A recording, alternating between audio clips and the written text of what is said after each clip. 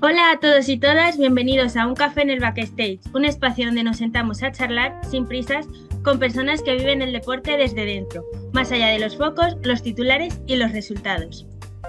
Hoy tenemos con nosotros a un futbolista con una trayectoria muy interesante, de esos que conocen de verdad lo que es el fútbol desde dentro. Formado en la cantera del Racing de Santander, ha pasado por equipos como el Arenas Club, Atlético de Madrid B, donde incluso fue capitán. Vivió una experiencia internacional en Canadá y actualmente forma parte del Nastic de Tarragona. Nos acompaña un jugador que ha vivido muchas caras del fútbol y que seguro tiene mucho que contarnos. Así que Sergio, bienvenido, gracias por sentarte a tomar este café. Buenas tardes. Oh, perfecto, Sergio. Pues antes de empezar con la entrevista en sí, hacemos una ronda de preguntas así para que la gente te conozca bien, así que si quieres, empezamos. Perfecto. ¿Y me sabrías decir cómo empezó tu amor por el fútbol? Bueno, de pequeño, jugando en el patio del colegio sobre todo. Antes del fútbol hacía karate y pues me gustaba más el fútbol y decidí apuntarme. Sí, a todo el mundo le suele empezar de ahí, la verdad, siempre nos lo dicen. ¿Serías capaz de definirme tu estilo de juego en 3 palabras? Intenso, fuerte y muy competitivo. Y si pudieras revivir un partido, ¿cuál sería y por qué? Bueno, yo creo que cuando fui convocado a la Champions League con el Atlético de Madrid, a San Siro, aunque no jugué, pero para mí fue una experiencia increíble. Sí, el estadio entiendo que fue, o sea, increíble, ¿no? ¿De ver? Sí, una barbaridad, porque era la vuelta del Milan a la Champions después de 10 años y me tocó vivirlo allí con el primer equipo del Atlético de Madrid y aquello era una auténtica pasada. ¿Y cuál ha sido el mejor campo en el que has jugado? O bueno, tu favorito. Bueno, yo creo que San Mamés, en Copa del Rey con el Racing de Santander. ¿Por qué? ¿Por el ambiente o por la espectacularidad un poco de...? Sí, por el ambiente sobre todo, que era un derbi de Racing contra Atleti. Hacía muchos años que no se juntaban a jugar un partido y había no sé si 40.000 personas en el nuevo estadio del Atleti, en la catedral, y bueno, pues fue una pasada San Mamés ese día. ¿Y tienes algún compañero que haya marcado especialmente tu carrera? Bueno, muchos, al final muchos. Ya llevo años en esto y hay muchos compañeros pues que me han marcado tanto como personas como futbolistas, y al final te llevas muchos amigos, sobre todo es lo bueno que tiene esto, que te llevas amigos y al final tienes relación a diario con ellos aunque hayan pasado años. Y bueno, muchas veces cuando hablamos con futbolistas y tal nos dicen que tienen alguna manía o algún ritual antes de los partidos. ¿Tú tienes alguno? ¿Eres especialmente maniático en ese sentido? Sí, alguna cosilla tengo. Por ejemplo, tengo unas espinilleras con toda mi familia y antes de todos los partidos pues le doy un beso a todos en sus caras, a mi perro, que también lo tengo, y a mi pareja, y eso suele ser el principal. O sea, no puedo salir al campo sin eso.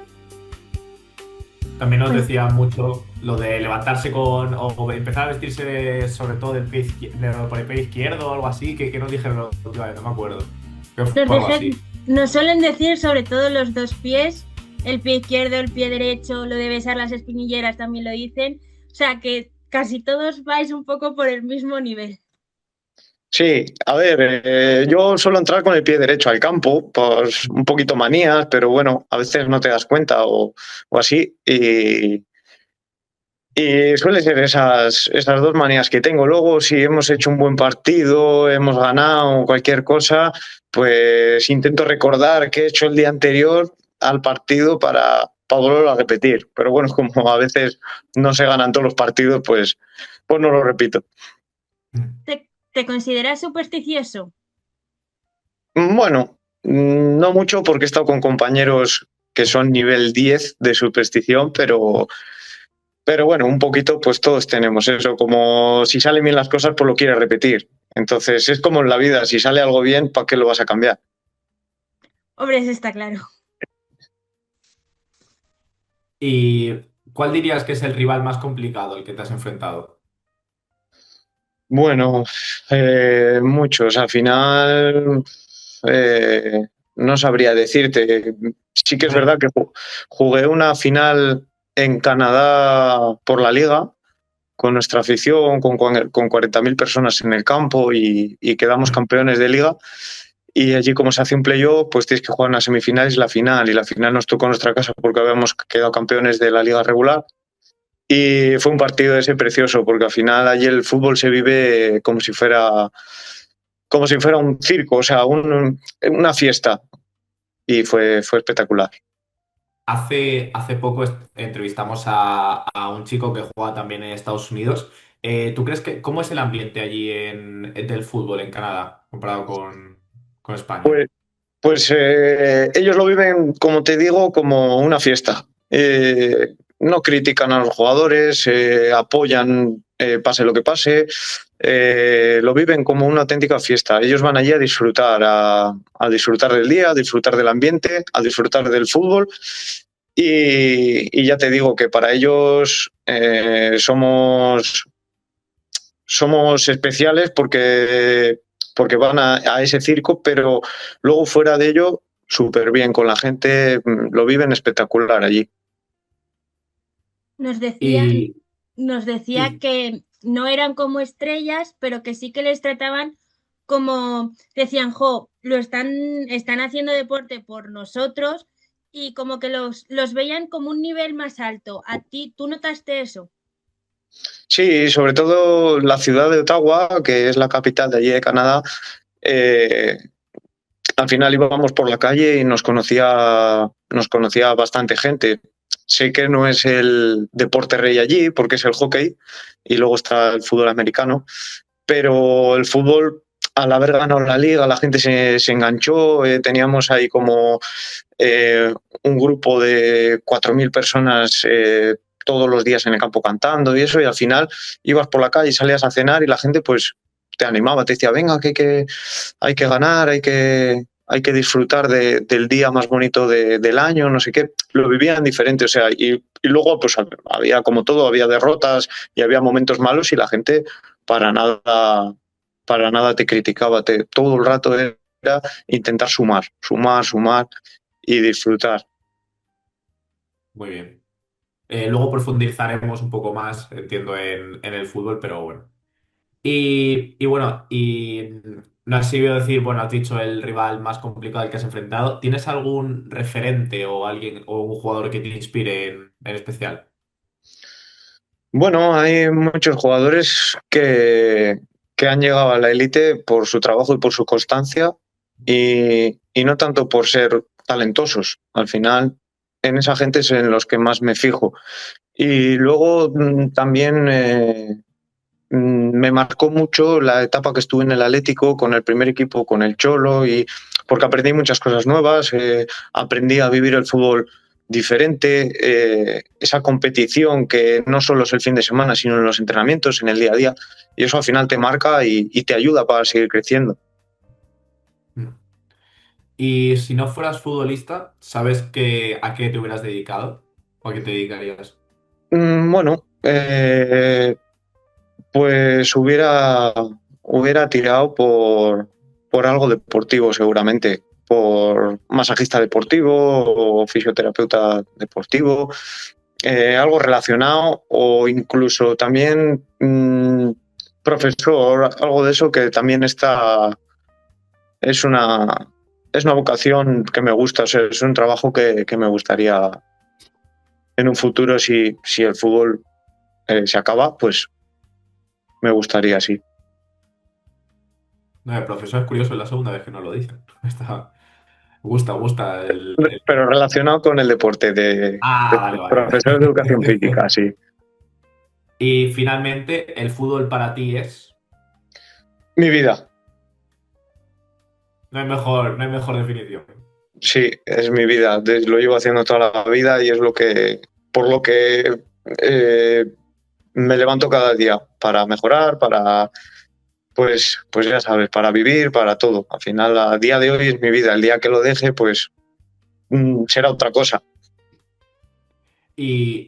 En el sentido de vida, o sea, yo tengo mucha curiosidad porque siempre me he preguntado si los futbolistas cuando salen de entrenar y todo de lo que es el mundo del fútbol y tal, siguen viendo fútbol en casa. Tú eres aficionado y te gusta ver fútbol después de llegar de entrenar y tal. ¿No te abruma en ese sentido?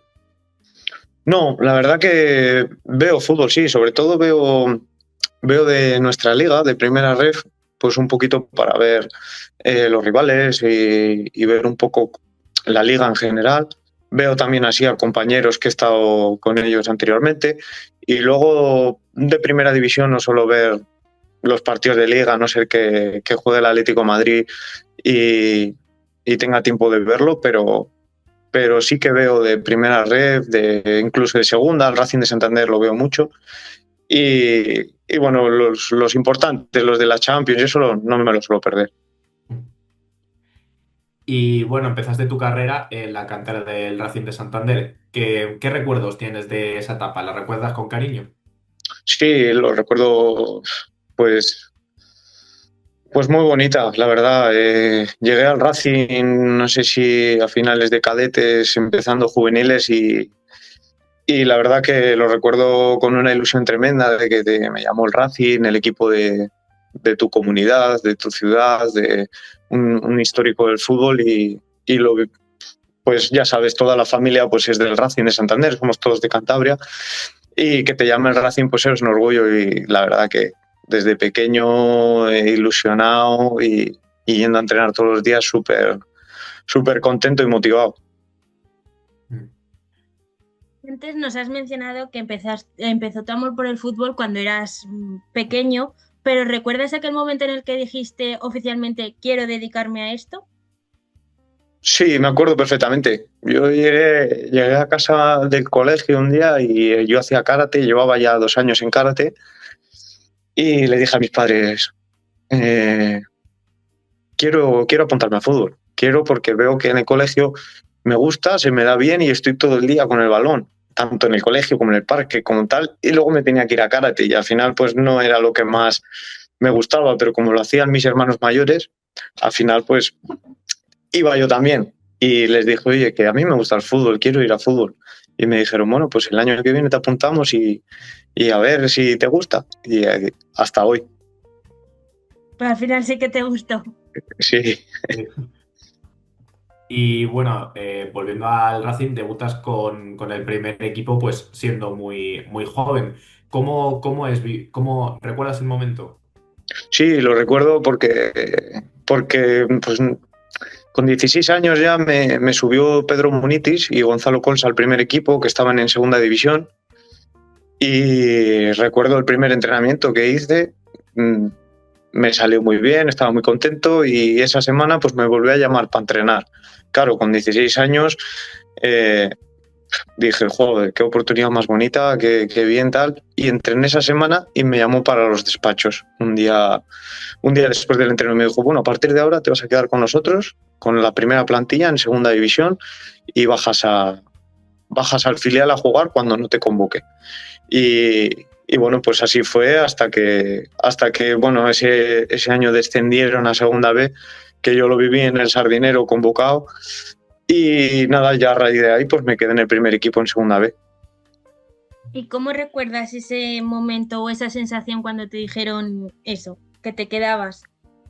Sí, lo tengo marcado, lo tengo ahí en el recuerdo. Pues me acuerdo que era un domingo a la mañana, que habíamos jugado el sábado, y el domingo a la mañana pues me vino a ver la familia y eso allá en el entrenamiento, porque pueden entrar familiares. Y claro, después del entreno me lo dijo y bueno, pues súper ilusionado. Les dije, joder, que me ha dicho que me quede con ellos los 4 meses que quedan de competición, con ellos, que pues ya sabes, la familia orgullosa y yo súper motivado. Y empezaba a entrenar por las mañanas, tenía que compaginar muchas cosas porque al final yo estudiaba por la mañana y entrenaba por la mañana, entonces tuve que decidir también ahí de decir, oh, pues voy a apostar por ello.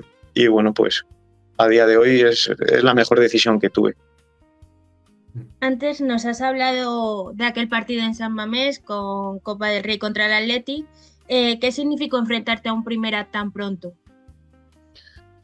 Pues además con el Racing para mí fue un orgullo.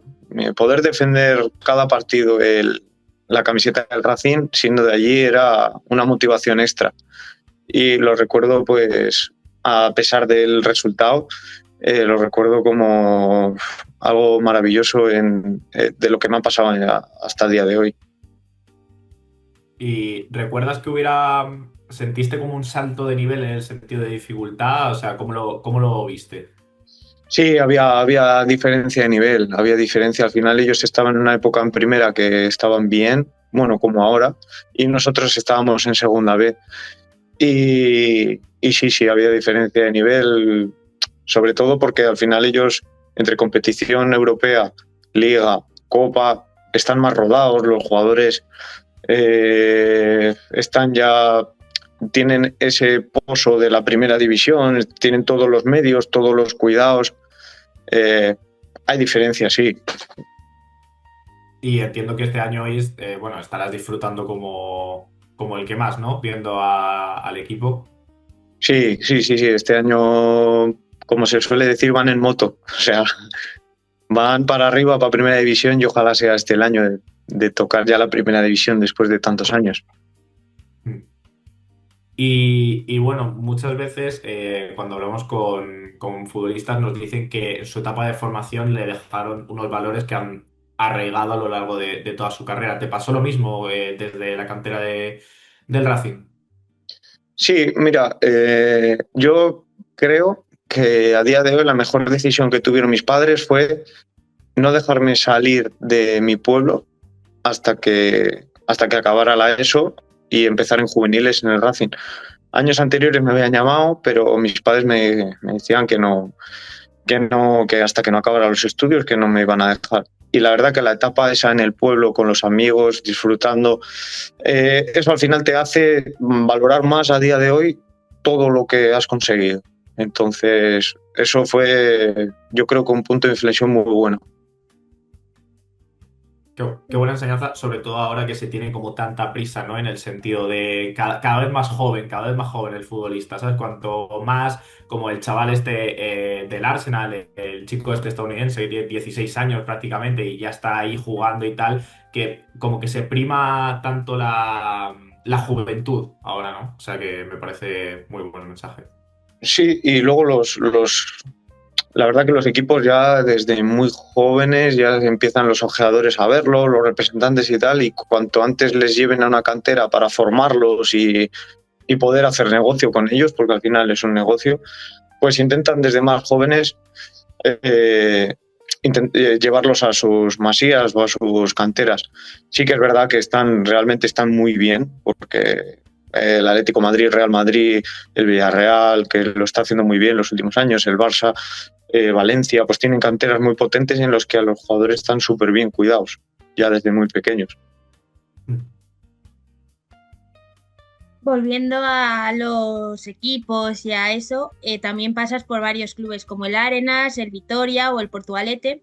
¿Y podrías decirnos si te dejó algún aprendizaje estas experiencias? Sí. Mira, yo cuando salgo del Racing me voy cedido un año al Arenas de Guecho, a segunda B, y no sé si era con 18 años o así, y voy 6 meses y era el más joven del equipo en segunda B. Al final la segunda B antigua no tiene nada que ver a la primera red de ahora. Era todo veteranos y yo era el más joven. Y ese año, esos 6 meses disfruté muchísimo con los veteranos en el Arenas de Guecho. Es más, que luego acabé la temporada, volví al Racing y pedí volver a salir al Arenas de lo a gusto que había estado y el bloque que se había formado. Y nada, volví para allá y súper contento. Y luego jugué esos primeros 6 meses en Arenas. Cuando volví me firmó el Eibar 3 años. Y nada, en el Eibar pues era un filial que se llamaba Vitoria, que lo compró el Eibar. Y ahí estuve 3 años y 1 y medio en el primer equipo también del Eibar con Mendilibar, cuando estaba en primera. Y bueno, tuve ahí una grave lesión que estuve parado 1 año y medio con 3 operaciones y de ahí se me acabó el contrato y firmé por el Portugalete a 25 minutos de mi pueblo. Y nada, súper bien. Otra vez a la segunda B antigua, con gente veterana, yo siendo joven también, no sé si tenía 22 años o 23, y súper bien, súper bien. La verdad que son experiencias que se las recomiendo a todos. Si en su club no están contentos, intentar buscar una salida para volver a ser feliz jugando. O sea, Y, y- al fin y al cabo, antepones un poco la felicidad a lo que es el equipo y eso, o haces un poco balance de las dos cosas. Un poquito balance de las dos cosas, pero sobre todo que en lo deportivo y en la vida estés contento. Porque si en una de las dos cosas flojeas, al final no te sale bien. ¿Y cómo es enfrentar a tres lesiones, es decir, tres operaciones y un proceso tan duro de recuperación a tan corta edad?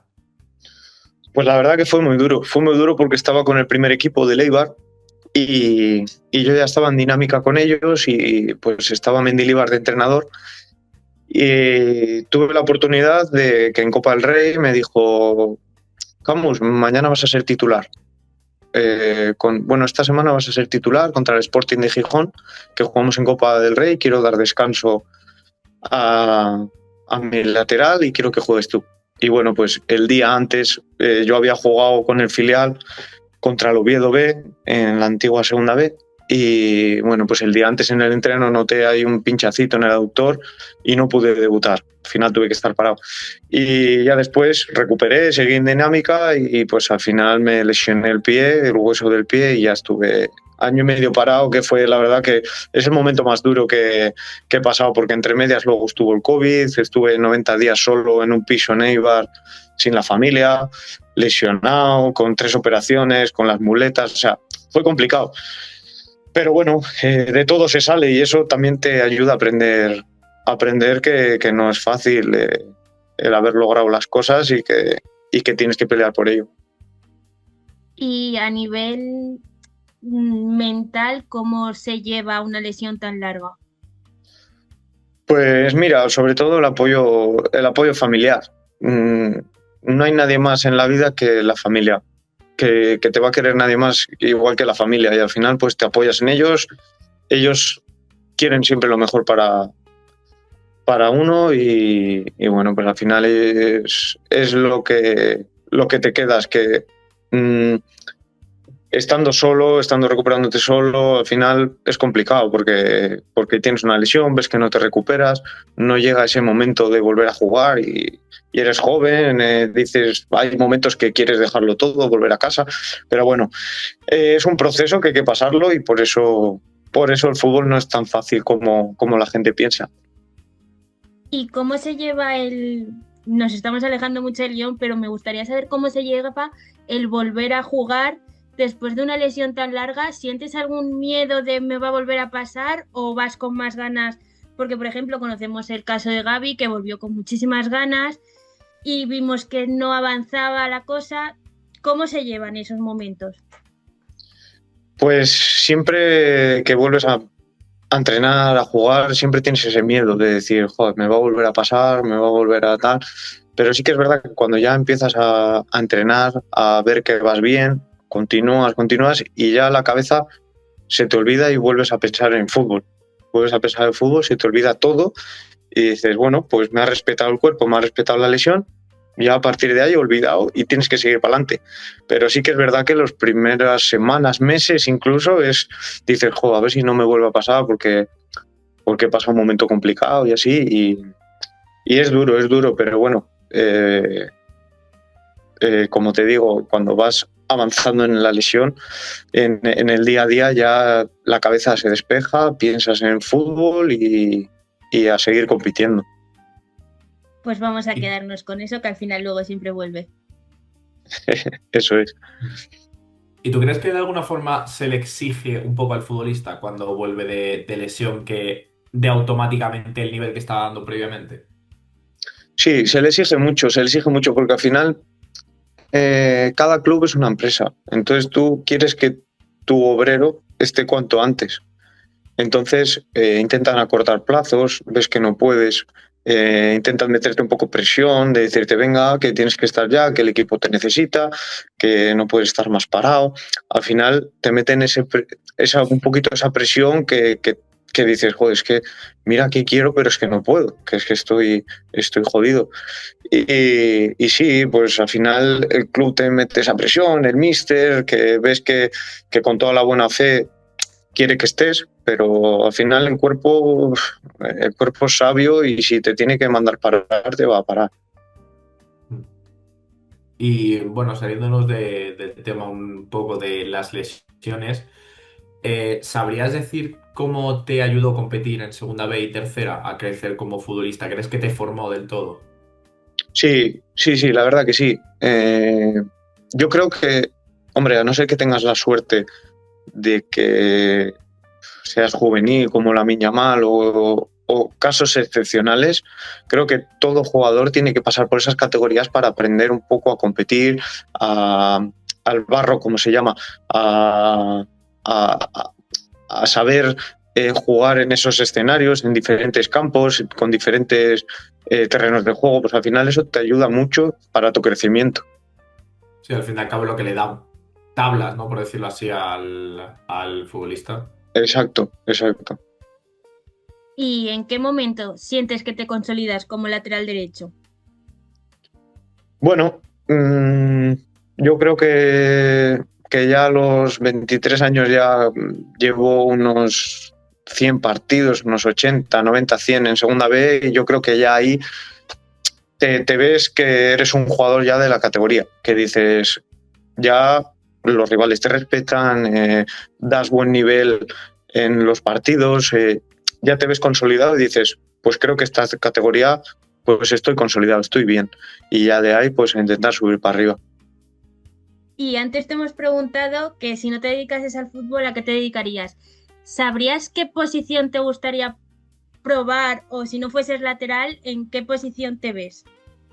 Sí, a ver, lo bueno que tengo en el fútbol es que soy polivalente, puedo jugar en toda la defensa, y he jugado, pero a mí me gustaría un poquito más en el mediocampo, ser más un 6 o un 8, pero bueno, ya ahí depende de los gustos de los entrenadores. Ya desde los 18 ya me metieron en el lateral y bueno, he jugado mucho de central en el Atlético de Madrid, he jugado de central en el Vitoria, pero bueno, ya me incrusté ahí en el lateral y como ahora hay mucho cambio de sistema, pues entro dentro de esos sistemas de 5 defensas como central o de carrilero y bueno, pues varía mucho, depende del entrenador. Te voy a preguntar sobre todo por tu proyección ofensiva, porque entiendo que jugar de carrilero también te lleva un poco a eso. ¿Tú prefieres ser un lateral que suba o te gusta más ser conservador en ese sentido? Pues a ver, a mí me gusta más subir y divertirme porque al final en el ataque pues es donde están los goles y donde está el fútbol, ¿sabes? En los goles. Pero bueno, el año pasado jugué de carrilero y jugué de central con el Tarazona casi la mitad de partidos y otros tantos de carril y otros de lateral. Y bueno, pues me gusta más ser ofensivo, pero sé que siendo lateral pues tienes primero que defender y luego ya puedes incorporarte. Y bueno, centrándonos en tu trayectoria, hemos visto que has cambiado pues, bastantes veces de equipo. ¿Qué es lo más difícil de empezar de nuevo en un vestuario nuevo? Bueno, lo más difícil es pues conocer al entrenador nuevo, qué es lo que quiere de ti, qué es lo que pide, qué es lo que necesita de ti. Eso es lo más complicado, que al final con las sesiones de entrenamiento, los partidos y tal, vas viendo qué es lo que quiere. Y luego a nivel social, pues como cada año conocemos a otras 30 personas nuevas, pues eso al principio, las primeras semanas, pues cuesta un poquitín, pero luego ya los compañeros luego ya son amigos. Te llevas al final a gente a tu vida que a lo mejor no encajas más con unos que con otros, pero al final pasáis mucho tiempo junto en el vestuario y te acabas llevando a mucha gente nueva cada año. Exacto, sí. Y sobre todo, bueno, tuve la suerte de ir a Canadá y conocer una cultura nueva y eso es una experiencia tremenda que te llevas para toda la vida. Y luego ir conociendo diferentes ciudades, adaptarte a cada ciudad, a cada clima, pues bueno, eso es un poco lo más complicado, pero luego lo positivo, que estás jugando a fútbol, que haces lo que te gusta, que conoces a gente nueva todo el día, gente que es como tú, que vive por ello y al final pues te llevas súper buenas amistades. Y se habla muy poco del fútbol no mediático. ¿Qué significa para ti vivir del fútbol en estas categorías? Pues en estas categorías lo que hacemos es vivir del fútbol, pero no a niveles de primera división. Ni somos ricos ni nada. O sea, vivimos del fútbol, pero como una persona normal, como un funcionario más. Al final, sabes que tu trayectoria es corta, que tienes que aprovecharlo al máximo. Si tienes la suerte de llegar a primera división, bien, o a segunda división, pero si no, sabes que vas a vivir del fútbol hasta los 30, 40 años y luego vas a tener que ir a trabajar normal. Pero bueno, es lo que hacemos en estas categorías que no son muy vistas, pero es lo que nos gusta. Y volviendo de nuevo a esa vida que no se ve, ¿no? Del fútbol no mediático, ¿crees que desde fuera se sigue romantizando mucho la figura del futbolista? Sí, la verdad que sí. El futbolista al final siempre está bien visto y bien valorado. Al final es un deportista que sabes que se cuida, que siempre está bien físicamente. Que el futbolista al final siempre es una persona que incluso yo veo otros jugadores y, y dices, joder, son futbolistas también. Está muy bien visto. Y sabemos que hay contratos, que hay cambios de ciudades, como has mencionado, y qué es lo más duro del fútbol que no se ve a simple vista. Lo más duro son las lesiones, sobre todo.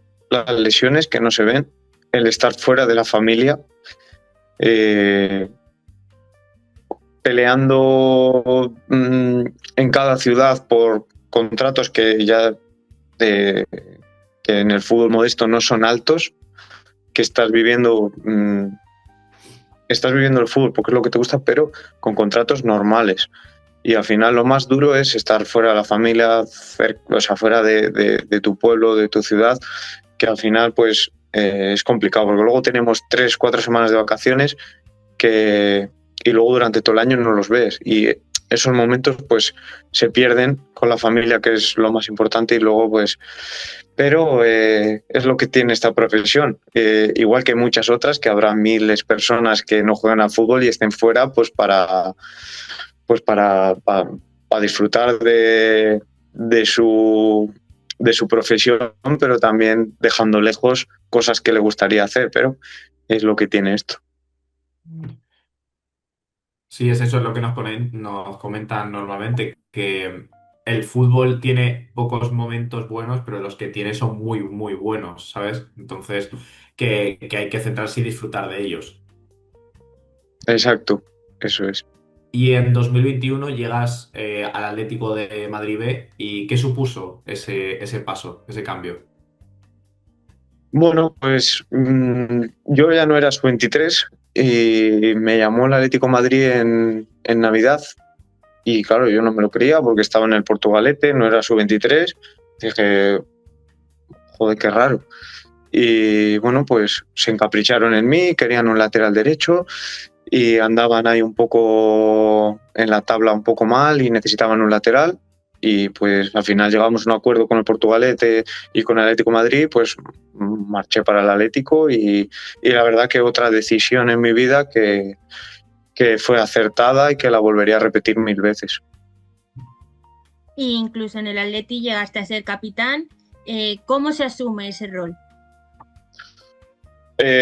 Pues tuvimos la mala suerte ese año de descender con un auténtico equipazo y al año siguiente pues me propone el Atlético de Madrid, al yo tener 24 años, 25, me propone quedarme para ascender y un poco orientar a la gente joven y ayudarla para que se sigan formando y que querían que fuera yo el líder del equipo. Y bueno, pues la verdad que es una presión, porque al final es un club grande que en esa categoría no pintaba nada, que necesitabas ascender sí o sí, pero a la vez algo muy bonito porque lideras un proyecto en el que es súper bonito en un club de primera, una pasada. ¿Y qué tipo de capitán eras o intentas ser tú? ¿De los que dan ánimos, un perfil más tranquilo? ¿Qué tipo de capitán eres? Entrenar día a día bien, dar ánimos, animar a todo el equipo, animar a los compañeros.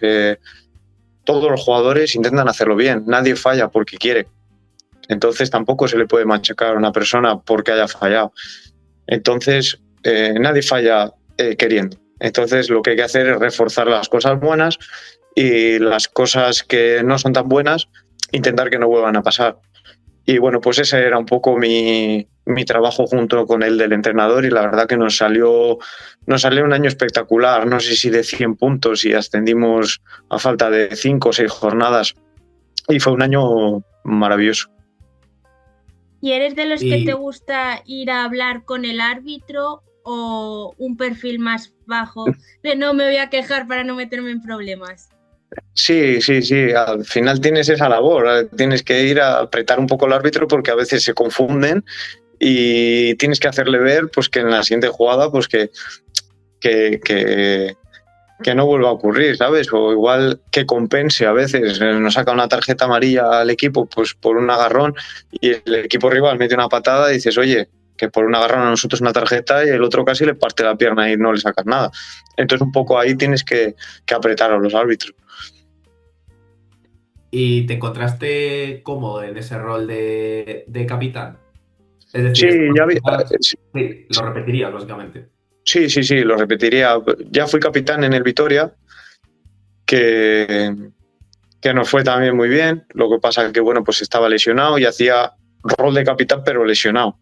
Al final es otro tipo de rol, animar a todo el mundo, pero sabiendo que tú no puedes estar ahí. Pero sí que en el día a día tienes que estar con los compañeros, animando, tal. Y luego también en la selección también fui capitán.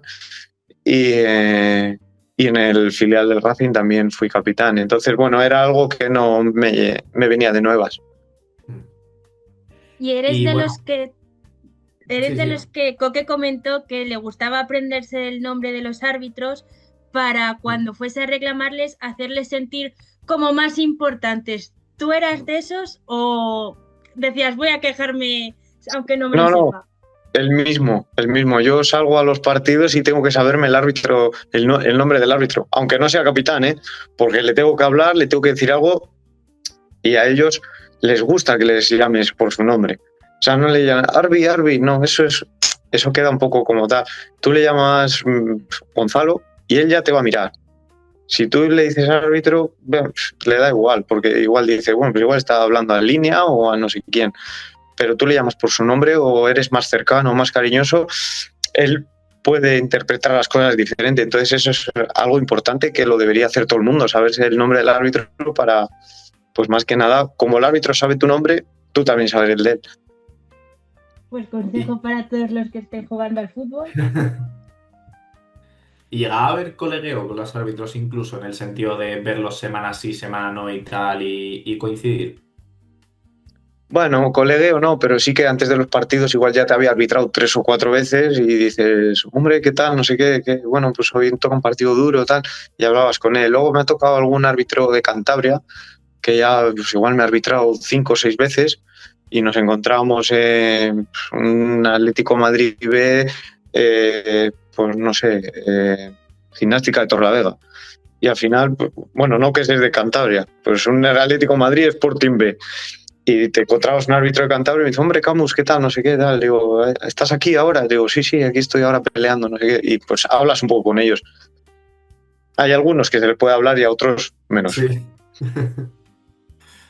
Y bueno, volviendo al Atlético de Madrid, viviste dinámicas del primer equipo, incluso experiencias como viajes y convocatorias importantes, como nos has dicho antes con San Siro. ¿Qué sientes al vivir eso de tan cerca? No, eso es una pasada. O sea, eso sí que es otro tipo de fútbol, otra realidad. La realidad del fútbol es que hay millones de personas peleando por llegar ahí y ahí son 4 elegidos y lo que viven ellos es una pasada. Y bueno, pues esa experiencia fue increíble, única, pues fue una pasada la verdad y de darle las gracias al Cholo porque pudo contar conmigo, o sea, quiso contar conmigo en Europa porque en la Champions, porque luego en Copa y en Liga no podía porque no era su 23, pero todos los días durante todo el año estaba allí entrenando con ellos, con el primer equipo y me llamaba todos los días para entrenar y luego pues me metió en Europa y eso fue una pasada.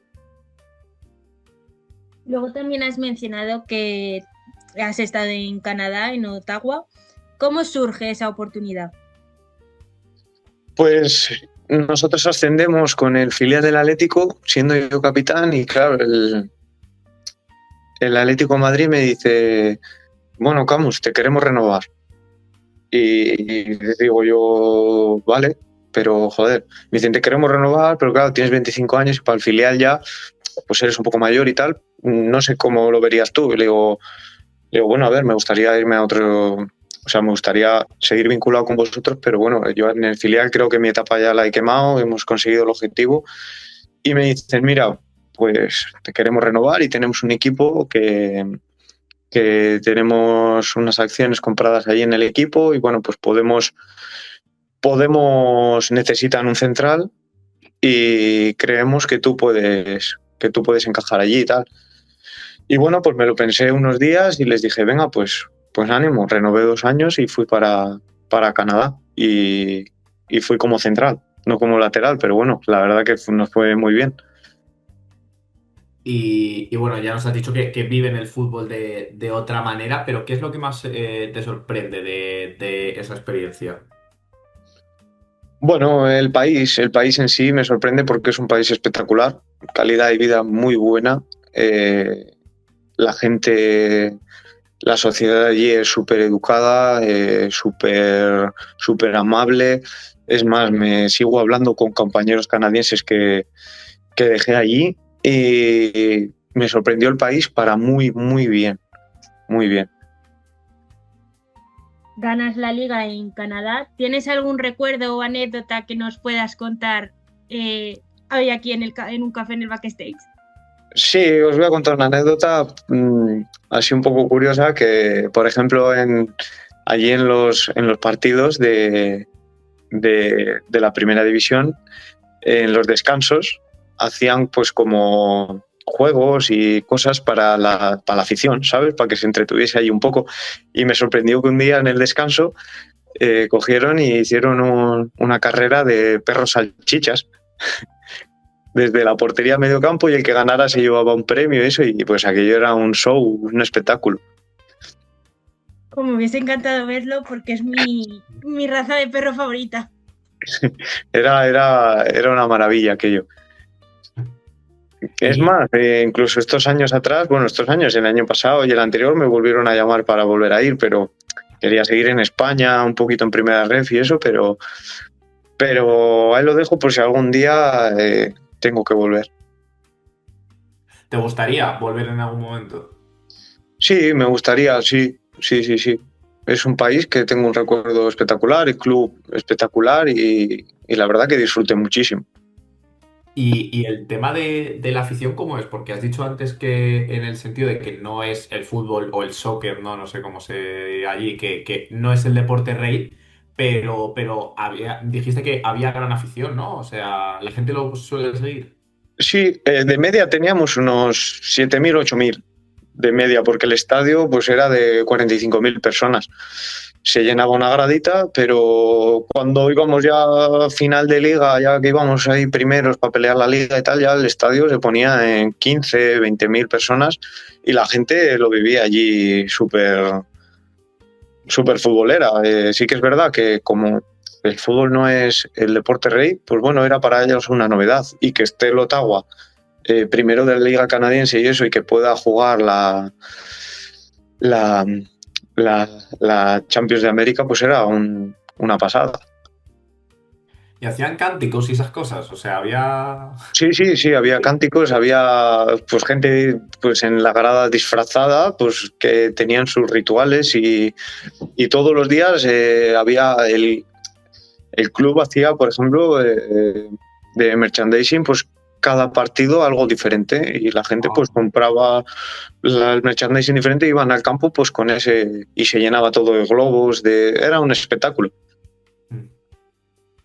Y dentro del fútbol, ¿qué aprendiste a jugar en un contexto tan diferente? Es decir, ¿es muy distinto el fútbol allí en Canadá, mucho más dinámico o por el estilo o cómo? Bueno, allí sí que es verdad que tácticamente los últimos años han ido mejorando, pero les cuesta un poco más. Por eso hay más europeos o entrenadores. Por ejemplo, cuando estuve yo estaba un entrenador español y estaba todo el día con la táctica y eso porque eran muy desordenados. Allí el fútbol pues no está al nivel de España ni de Europa, que desde pequeños ya pum fútbol, y eran desordenados, pero sí que es verdad que hay un nivel de físico y de competitividad enorme. O sea, físicos como el fútbol americano. La gente allí en el gimnasio levantaba auténticas barbaridades y eran auténticas rocas. Y luego en el campo se trasladaba y físicamente eran armarios. Pero luego sí que es verdad que tácticamente les costaba un poquito más. Sí, pues cuando estuvimos hablando sobre el fútbol estadounidense, también en ese momento nos dijeron eso, que tácticamente habían mejorado mucho, pero que eso, que se notaba mucho esa diferencia de formación y tácticamente que era... nos dijeron que era abismal la diferencia directamente. Sí, los partidos eran un correcalles. Salvo los 3 equipos o 4 de arriba, que ya se veía que eran equipos buenos, los otros eran un poco correcalles, pero ya te digo que te encuentras un equipo de abajo, pero que son 11 tíos que son auténticos animales, que entrenan súper duro, porque allí la mentalidad es entrenar duro, entrenar y bueno, lo que te decimos, lo que te digo, que ya poco a poco iban mejorando mucho tácticamente. Luego vuelves a España y haces una gran temporada con el Tarazona. ¿Qué tuvo de especial ese año? Bueno, pues la verdad que fue especial porque al final un pueblo como Tarazona de 7.000, 8.000 habitantes, quedamos sextos de liga en primera red, entrando en Copa del Rey, que hicimos historia, fue la mejor clasificación de la historia del club. Y la verdad es que era como jugar en el pueblo de uno mismo, ¿sabes? Que dices, estoy aquí en el pueblo, en Tarazona, con 8.000 personas y os prometo que por la calle parecíamos Cristiano Ronaldo, Messi y tal, porque al final la gente, como es de pueblo y lo vivía tanto, que la verdad que hicimos historia y el año pasado fue un año maravilloso. La verdad que estuvo súper bien. Sí, eso... Yo tengo un amigo que es de Gijón y tal, y él me decía que cuando los jugadores del Sporting suelen salir mucho por ahí y que se los encontraban de fiesta y tal, y siempre surgía la conversación de hostia, otra vez aquí, ¿no? No sé qué y tal, y que era como eso, como encontrarte a gente del pueblo de toda la vida. Sí, tal cual.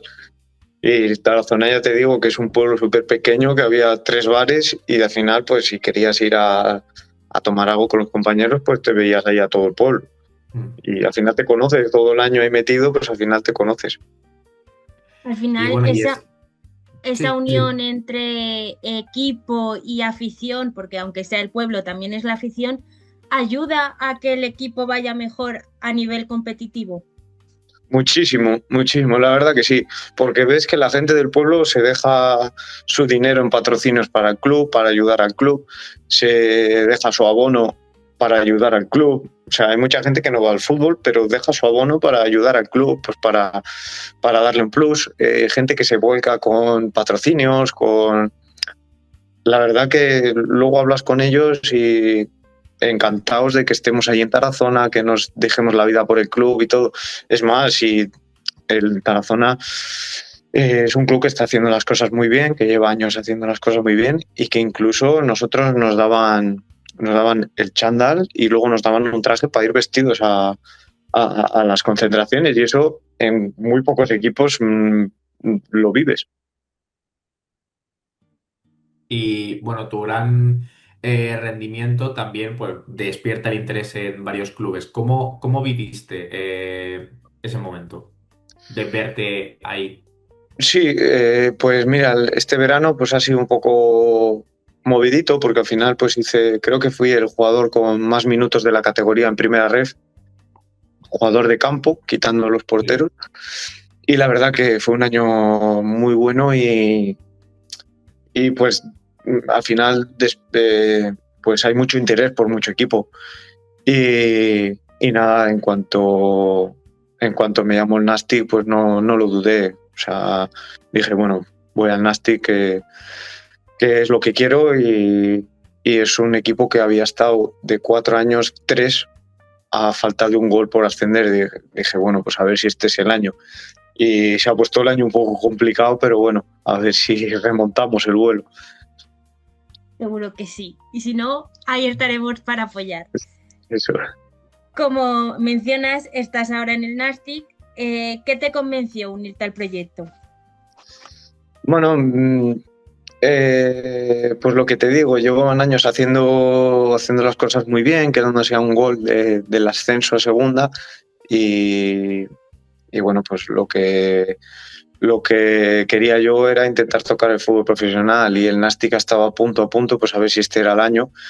Y bueno, pues el director deportivo me llamó, me explicó cómo era todo el club, cómo era el día a día en el trabajo y tal, y pues no lo dudé y dije, bueno, pues ya está, no voy a escuchar más ofertas, que firmamos.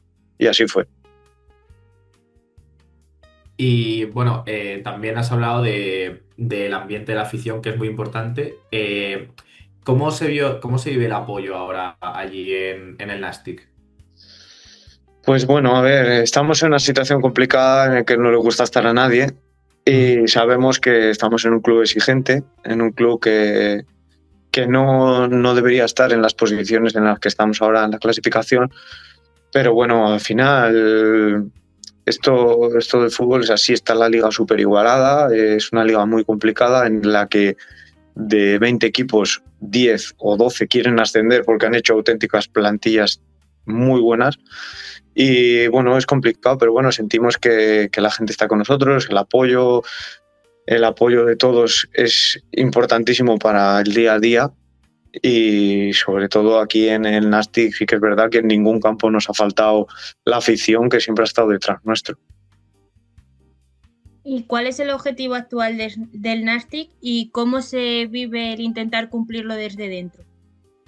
Bueno, el objetivo a día de hoy es mantener la categoría, y luego ya veremos a ver qué pasa en las últimas jornadas, a ver si de rebote o así podemos ir un poco para arriba, pero sobre todo el objetivo es ir partido a partido e intentar salvar la categoría, que se ha puesto el tema complicado. Y luego vivirlo dentro, pues ha habido momentos duros, porque estás en un club exigente, lo que he dicho antes, y la afición, pues eh, en estos casos es complicado, pero bueno, hay que saberlo llevar. También para esto, como digo yo, nos pagan para esto también. Pues sí. Y bueno, también la posición de lateral, que es la tuya. Antes nos has definido cómo eres como futbolista, pero ¿cómo te defines tú como lateral? Es decir, ¿hay alguna característica que digas tú en la que destacas excesivamente? Bueno, creo que tengo un juego aéreo muy bueno para la altura que tengo, y luego, sobre todo, lo que te he dicho antes, mucha intensidad y competir los partidos hasta el final. O sea, eh, lo bueno que tengo es que soy muy polivalente en la defensa, que puedo jugar en cualquier posición y que me adapto bien a los 2 o 3 sistemas que el míster quiere. Mm. ¿Y podrías decirnos alguna dificultad de tu posición que no se ve desde fuera? Bueno, la dificultad de lateral es que no sé si pensarán como yo los laterales derechos o izquierdos, pero es estar corriendo 70 minutos contra un extremo que es rápido, habilidoso y tal, pero que es que luego en el 70 te lo cambian y te sacan a otro más rápido, más habilidoso y te quedan 20 minutos de gasolina. Y dices, joder, tío, he estado peleándome con este y ahora me sale otro más rápido. Y ya tú estás ahí con el gancho. Pero bueno, es también eso lo bonito de la competición. Y también, bueno, eso lo vemos también en fútbol no profesional. O sea, yo los amigos que tengo que juegan al fútbol en ese sentido, siempre, los que son laterales siempre me dicen lo mismo, que es que, mal dicho, es una jodienda. O sea, estar todo el partido peleando contra un extremo y que de repente te saquen a otro. Pero eso, en plan, me resulta curioso también ver que según sigue subiendo la gente sigue pensando lo mismo. Sí, sí, sí, sí. Y siempre que entrevistamos a alguien que es futbolista, le solemos preguntar sobre el vestuario. ¿Qué crees que es lo que hace que un vestuario funcione de verdad? La unión. La unión. Que la gente, sobre todo, piense por el equipo. Piense por el equipo, que, no, que la gente no piense individualmente, porque hay gente equivocada en estas edades, jóvenes, están equivocados, que se creen que por hacer ellos algo más que los demás, pues van a tener o mejores equipos o más. Y esto no funciona así. Al final, cuanto mejor vaya el equipo, mejor va a ir uno individualmente. Entonces, eso sí que te digo que cuanto más unido esté el equipo, más piña sea, sobre todo es lo más importante. Da igual el nivel. El nivel puede haber un nivel de un equipo de 10 individualmente, que sean todos auténticas estrellas, pero si no están unidos, y luego hay un equipo de 6 de obreros que dicen, hostias, estos, joder, no son muy buenos, pero son todos, son un equipo, son una familia. Esos acaban llegando. Pues Nanclares, jugador del Toledo, nos dijo esto, que los cambios en el grupo también favorecían a que obviamente el grupo sea muy variado y haya personas jóvenes y que ellos, que eran los más veteranos de la plantilla, como que se venían en la obligación de guiar a los jóvenes precisamente para que no les pasen estas cosas. ¿Tú crees que es así? Que debéis hacer como de hermanos mayores. Exacto, exacto. Yo, bueno, pues en este equipo y en otros he dado ya alguna charla en la que en los momentos complicados pues hay que hablar también y hay que dar la cara. Y hay momentos en los que hay que decirle a jugadores jóvenes que se están equivocando. Tú le dices, oye, te estás equivocando porque te estás saliendo de la línea del equipo y esto no puede ser. Porque esto es un equipo y cuanto mejor vaya el equipo o mejor quede el equipo en la tabla, tú vas a tener mejores opciones el año siguiente o igual el club te quiere renovar. Y eso hay que inculcarlo un poco más porque sí que es verdad que se está perdiendo esa unión en los equipos. Cada uno quiere hacer su jugada o su partido y luego la realidad es otra. La realidad es que si el equipo va bien, y yo pongo un claro ejemplo siempre, digo, a mí me gustaría que mis equipos sean como el Getafe. El Getafe al final no son los mejores jugadores, no será el mejor entrenador y no será el mejor club, pero al final hacen que todo eso sea mejor siendo un equipo. También has mencionado lo de la unión y la comunicación. Hemos tenido casos, yo recuerdo hace 2 temporadas creo que fue, del Valladolid, que se hicieron muy virales las imágenes de discusión entre la Tasa y otro jugador que ahora mismo no me acuerdo. Ese momento lo vimos y fue una temporada del Valladolid desastrosa, o sea, no salía nada. Se ve que la unión y la buena comunicación, el buen trato entre grupo ayuda a que el equipo vaya mejor. Sí, sí, y luego en todos los equipos hay roces y hay discusiones pero hay que saber llevarlos. Siempre como me has dicho tú antes y te lo digo yo ahora, no, de 22 jugadores no te vas a llevar bien con los 22. Intentas llevarte bien con todos, pero igual con 3, 4, 5 no te llevas bien. Pero sí que si tú dices las cosas, o por ejemplo en mi caso yo sigo las cosas es para que mi compañero mejore, ¿sabes? Porque no quiero que, o sea, él yo sé que no lo va a hacer, no, ni va a fallar queriendo ni tal, pero sí que es verdad que igual para el equipo le viene mejor otra cosa y no eso. Entonces, Hay gente que se lo toma mejor y otros peor, pero ahí está cada uno la educación que tenga o las experiencias que haya vivido. Pero siempre es bueno tener a alguien ahí que te lo diga porque el entrenador no da abasto con 23 jugadores. Pero bueno, luego ya hay la persona, si se lo quiere tomar bien o no, pues hay discusiones siempre, como en todas las empresas, como en las familias, como en todos los lados. ¿Y qué tipo de compañero intentas ser tú en ese grupo? Ya nos has dicho que intentas comunicar las cosas, pero ¿hay algo más que destaques? Bueno, sobre todo que todo el mundo esté bien, contenta, que es complicado, pero al final hay 11 que juegan y otros 11 o 12 que no juegan. No todo el mundo va a estar contento, pero yo intento siempre sumar, juego o no, intento sumar, que el vestuario esté contento, intento hacer equipo, siempre intento hacer planes fuera del fútbol con compañeros, pues para igual gente que es menos sociable intentarlas integrar. En eso sí que es verdad que es algo a destacar por mi parte, que intento siempre que todo el mundo esté a gusto y cómodo de estar a mi lado y luego donde estemos.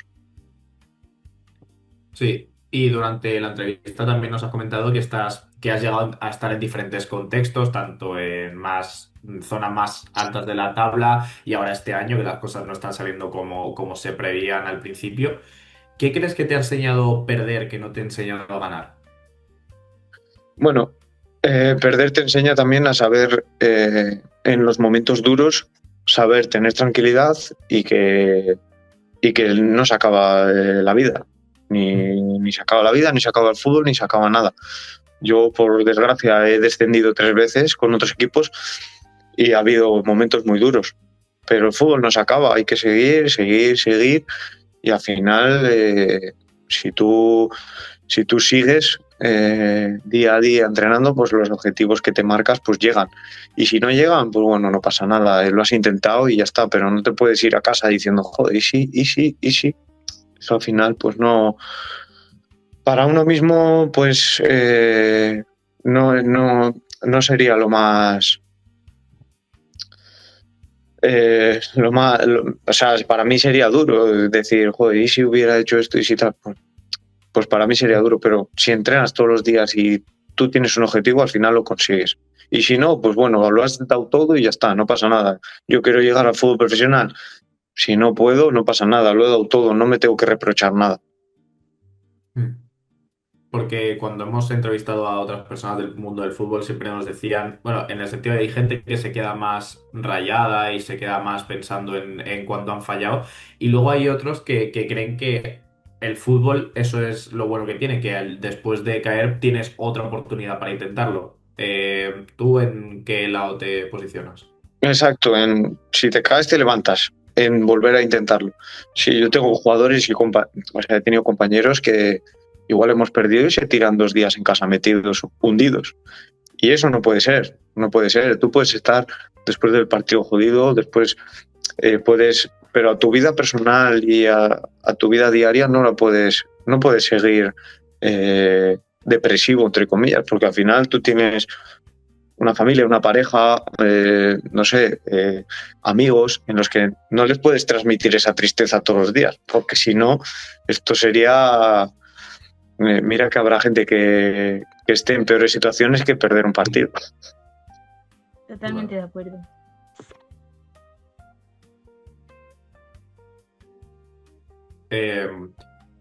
Y bueno, ya saliéndonos del aspecto deportivo, ¿cómo definirías a Sergio Camus fuera del mundo del fútbol? Bueno, una persona alegre, feliz, amigo de sus amigos y simple, una persona simple que me gusta el deporte, me gusta trabajar, me gusta el día a día que tengo, pero sobre todo me considero transparente, ¿sabes? O sea, si te tengo que decir las cosas, te las voy a decir porque soy así y si te tengo que ayudar en cualquier cosa, lo voy a hacer. No tengo ningún problema. Cómo me gusta la expresión amigo de mis amigos, ¿eh? Siempre me gusta mucho escucharla, macho. Y bueno, y mirando al futuro, ya tanto, bueno, en la situación que te encuentras como ya en general, ¿qué objetivos te marcas? Bueno, me he sacado todos los niveles de entrenador para entrenar a nivel profesional. Y bueno, pues cuando en un futuro deje el fútbol, pues sí que me gustaría estar ligado a entrenar a, pues no sé, juveniles, algún equipo si me da la oportunidad, o ir de la mano de algún amigo de asistente, o bueno, yo eso lo tengo ahí por si algún día me lo necesito, pero luego a nivel futbolístico lo que quiero es acabar de la mejor manera en el Nastic para, pues para ver qué depara el futuro. Muy bien. ¿Y qué te gustaría que se dijese de ti cuando cuelgues las botas? Bueno, pues que se recuerde los compañeros que he tenido, que me recuerden como una buena persona, un buen profesional sobre todo, y, y nada, pues que tengan buen recuerdo sobre todo como persona. Luego ya como futbolista, pues cada uno tiene una opinión. ¿Y tienes algún mensaje que te gustaría dejar a la afición del Nastic? Sí, que sigan apoyándonos como hacen todos los días que van al estadio, que sigan ahí apoyando y que vamos a seguir peleando por los objetivos que nos hemos marcado y que nada, que disfruten los pocos partidos que nos quedan en casa. Y por último, también nos gustaría que le mandases un mensaje a los oyentes de Un Café en el Backstage. Bueno, pues nada, que disfruten de la entrevista, que daros las gracias por la oportunidad de hablar con vosotros y que lo pasen muy bien con mi entrevista y con las próximas y las anteriores que hayáis hecho, que disfruten de este momento, que también está bien conocer el fútbol de Modesto y bueno, pues para que sepan también cómo funciona un poco todo. Pues Muy muchísimas bien. gracias. Y bueno, en esta parte de la entrevista ya hemos terminado con lo que vienen a ser las preguntas y ahora nos gusta hacer un par de juegos con los invitados. El mío, en mi caso, es el ping pong, que no sé si lo conoces. Supongo que básicamente yo te voy a ir diciendo categorías y tú me respondes lo primero que se te venga a la cabeza. Vale. ¿Vale? Nombre completo. Sergio Camus Perojo. Comida favorita. Hamburguesa. Canción. Una canción. Puñaladas. Película favorita. Contratiempo. Una serie. Prison Break. Libro favorito. Hábitos atómicos. Un ídolo. Eh, Cristiano Ronaldo.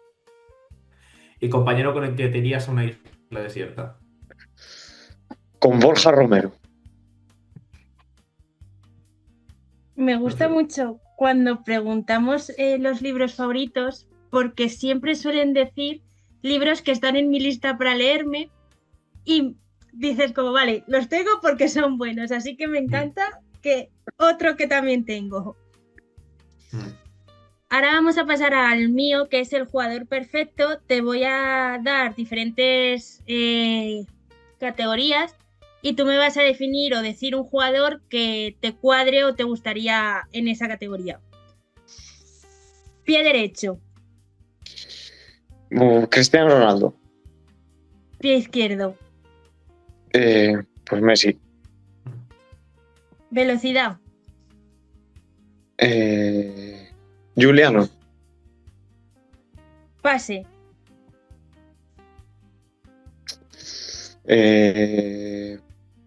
Iniesta. fuerza, Adama Traoré. resistencia, Resistencia. Llorente.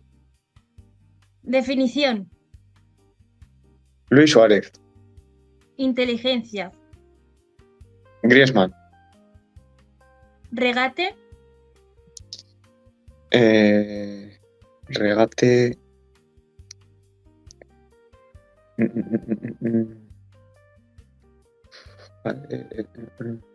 Lamine Yamal, mismamente. Y por último, peinado. Peinado. Había un jugador mítico que se llamaba Cissé, que era, no sé si era nigeriano o camerunés, que tenía unos peinados increíbles. Sí. Me gusta en fuerza Adama, que el otro día contra el Chelsea lanzó a Cucurella ahí como si fuera un saco de patatas. Sí. Los jugadores que tenían que ser de primera o daba igual. No, en general. Bueno. Daba igual. Vale.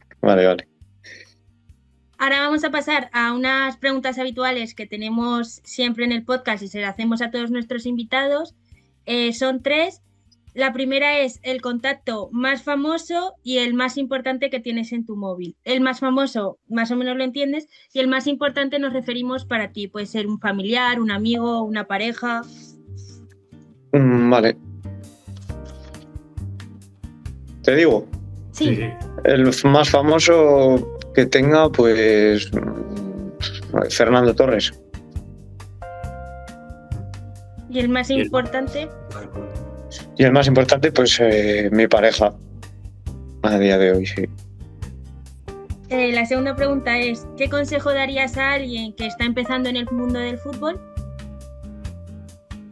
Pues que no tenga prisa en llegar al fútbol profesional, que disfrute el día a día, que sea muy constante y que sobre todo que sea feliz jugando.